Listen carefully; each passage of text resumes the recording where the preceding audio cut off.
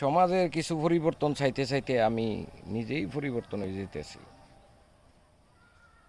নিজের পরিবর্তনের শেষ কই জানি না। শুধু মানুষের ভালোটাই উপহার দিতে চাই। মানুষ যে কি লেগে তার ভালোটা বুঝে না।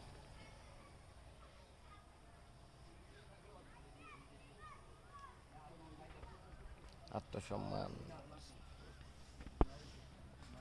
তারপরে হচ্ছে এই আত্মসম্মানই আর কি। জীবনে কোনোদিন কারোর ক্ষতি করছিলাম না, করছি না তো। পারলে তো উপকার করছি বহু মানুষের, বহু মানুষের উপকার করছি, অনও করতে আসছি।